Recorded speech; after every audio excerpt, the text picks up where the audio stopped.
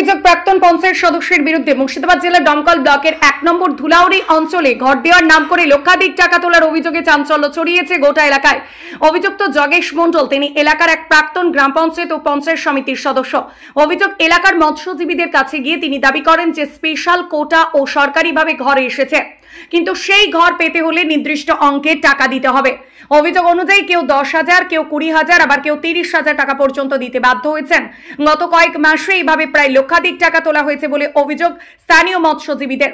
টাকা ফেরত চাইতে গেলে যোগেশ মণ্ডল উল্টে গালিগালাজ ও হুমকি দিয়েছেন বলে অভিযোগ উঠেছে। ঘটনাকে ঘিরে এলাকায় ব্যাপক ক্ষোভ ও চাঞ্চল্য দেখা দিয়েছে। অভিযুক্ত যোগেশ মণ্ডলের সঙ্গে সরাসরি যোগাযোগ করা সম্ভব না হলেও ফোনে তিনি দাবি করেন অ্যামাউন্ট অতটা নয়, ওনারাই চালাকি করছে। স্থানীয় সূত্রে জানা গেছে, যোগেশ মণ্ডল প্রথমে কংগ্রেসের টিকিটে জয়ী হলেও বর্তমানে তৃণমূল কংগ্রেস সমর্থক। ঘটনার পূর্ণাঙ্গ তদন্ত, দোষী যোগেশ মণ্ডলের বিরুদ্ধে কঠোর পদক্ষেপের দাবি তুলেছেন এলাকাবাসী। যাওয়ার পরে আমাকে বললো, সঞ্জিত একটা কথা আছে, তো আমরা ওকে মাস্টারি করে মেম্বার ছিল, আমরা ওকে সম্মান দিয়ে চলি।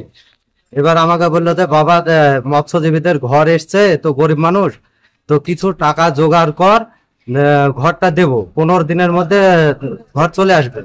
আমি জিজ্ঞাসা করলাম, কাকা কত? বললো যে 1,85,000 টাকা। তো কাকা গরিব মানুষ আমরা, তো আমাদের কাছে তো টাকা পয়সা এত নেই। তা আমরা হাত দেনা করে আমি 30,000 টাকা দিয়েছি। দেওয়ার পর আমি তাও জিজ্ঞাসা করছি, কাকা টাকাটা কি ব্যাক পাওয়া যাবে যদি ঘর না ঢোকে? বললো যে 15 দিনের টাইম দিয়েছি, 15 দিনের মধ্যে ঘর না ঢুকলে 20 দিনের দিন টাকা আমি সব ব্যাক করে দেব, ঘুরিয়ে দেব। কিন্তু সেটাও ঘুরিয়ে দেয়নি। আর 8-9 মাস 10 মাস হয়ে গেল, ঘুরিয়ে দেয়নি। এটাও বলেছে আমাদের কাছে চেক দেখিয়েছে, মোবাইলে হোয়াটসঅ্যাপে লিখে দিয়ে পাঠিয়েছে, টাকা দেবো করেছে, কিন্তু দেয়নি। যে টাকাটা দিয়েছেন সেটাও ব্যাক দেয়নি। আমাদের কাকে দিয়েছিলেন টাকাটা? যোগেশ মণ্ডল।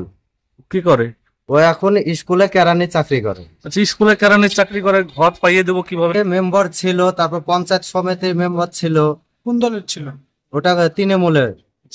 এবারে পঞ্চায়েত সমিতির মেম্বার ছিল, বললো যে পঞ্চায়েত সমিতির মেম্বার আমাকে ফোন করেছিল, আমার বন্ধু, ওই আমাকে বলেছে এই টাকাটা দিলে পরে 15 দিনের মধ্যে টাকা ঢুকে যাবে। পঞ্চায়েত সমিতির মেম্বারের নাম টাম বলেছে নাকি? না, নাম কিছু বলেনি, সে যোগেশ মণ্ডলই জানে, আমাদের কাছে সব বলেনি। আমাদেরকে ফোন দিয়ে এসে বললো, তো আমরা গরিব মানুষ, আমরা বিশ্বাস করে টাকাটা ওর হাতে তুলে দিয়েছিলাম, যে গ্রামের লোক টাকাটা আবার তো ব্যাক করে দিবে। এখন টাকা চাইলেই বলে যে দেবো, কিন্তু আমাদেরকে দেয় না। আজকে কোথায় টাকার কথা বললে পরে আমাদেরকে উল্টো পাল্টা করে গালাগালি করে। আজ কোথায় এসেছেন? আজকে আমরা থানায় এসেছি এই টাকার অভিযোগ করতে, আইনের মাধ্যমে এসেছি। আইনে কি বলে সেটা আমরা জানতে এসেছি। অভিযোগ করলেন? অভিযোগ করেছি থানায়। কি নাম আপনার? আমার নাম সঞ্জিত মৈত্র, আমার বাবার নাম নেপাল মৈত্র। বাড়ি গেছে, বলছে ধান কাল পর্যন্ত ঢুকবে, আরো 10-12 লোক দেয় টাহার জোগাড় করো। তাই 3-4 দিন বাড়ি গেছে, খোঁজই নেই। আমি ঋণ ফিরতে তারপরে ওর বয়সে গিয়ে তারা হ্যাঁ কত মদ খাওয়াইছ, মাংস খাওয়াইছে রে। আমাদের বাড়িতে অভিযোগ নিয়ে আসছে। তাই আমাদের মা বাবাকে বাইর করতে বলুন, বাবাকে আসতে বলুন, এইরকম বলেছি। তখন